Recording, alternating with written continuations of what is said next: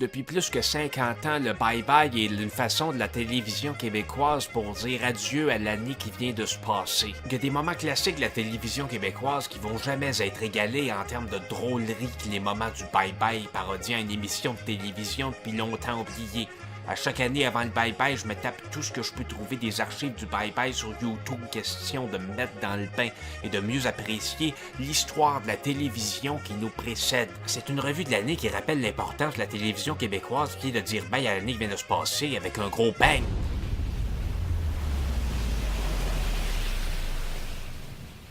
Bon, c'est vraiment bien fait. Et comme à chaque année, il y a des meilleurs moments que d'autres. Mon sketch favori va bien sûr à celui sur le lait où il y a des cris, de la violence.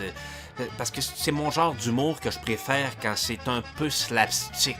Mais j'aime aussi beaucoup l'humour de type absurde. Il y a du jus. Je pense que c'est une phrase qui va rester dans l'imaginaire collectif. Revoir les Chicken Swell de l'émission de télé des Chicken Swell du début des années 2000 dans le cadre d'un sketch sur les inondations de Sainte-Marthe-sur-le-Lac était un beau moment plein d'inventivité. Et ça a été un de mes moments préférés du bye-bye. Maintenant, passons aux meilleures perruques. Qui dit bye-bye dit perruque et j'ai tout particulièrement apprécié cette perruque de cheveux frisés ainsi que celle de Marie Touffe et de Poil Sarrazin dans le même sketch qui m'a beaucoup fait rire. Dans les meilleurs déguisements, il y a aussi des perruques puisque ça permet de reconnaître facilement au premier coup d'œil des personnalités québécoises connues de la télévision. Par exemple, l'acteur des pubs de Hamburger AEW. Et Céline dans le bye-bye, c'est un classique de chaque année. Et puis Robert Charlebois, je sais pas qu'est-ce qu'il a fait cette année, mais il était là dans le bye-bye. Et Jean Charest aussi, qui a fait son retour dans l'actualité dernièrement.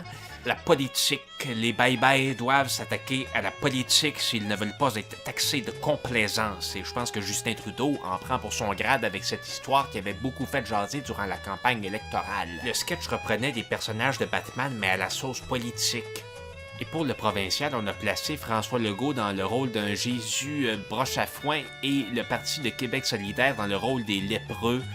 L'humour politique, ça peut faire mal. Ouch. Mais les farces du bye-bye ont fait de bien pires victimes que la politique. Parlez-en aux influenceurs qui auront tout lieu de se plaindre de cette caricature féroce dont ils ont été la cible. Je pense que c'était mérité puisque faire du Instagram au salon funéraire, c'est inacceptable. De là à dire que les influenceurs perdent toute cognition de leur faculté mentale sans téléphone, c'est un peu une exagération, je crois. Les Caisses des Jardins aussi s'en sont pris plein la gueule à cause de cette histoire de vol de données qui avait beaucoup fait jaser dans l'été. Là. La parodie est assez réussie puisqu'on recrée le site web d'accéder de façon assez réaliste, même si on rajoute des fenêtres surgissantes qui n'existent pas en réalité.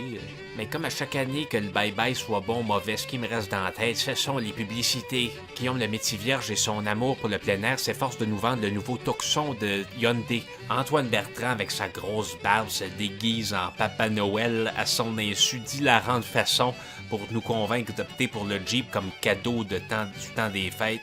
Peut-être si je gagne à la loto, mais je risque plus d'avoir de l'argent pour m'acheter un coke. Après ça, il y avait une pub avec des vedettes québécoises qui chantent, c'était très touchant, mais je sais pas qu'est-ce qu'elle essayait de nous vendre, je l'ai oublié. Une des pubs les plus drôles montrait un accident d'auto qui m'a fait dire si ça arrivait pour de reste, ce serait pas tellement drôle. Et pour finir, la pub qui encourage le recyclage avec Timide la petite vie. Très bon.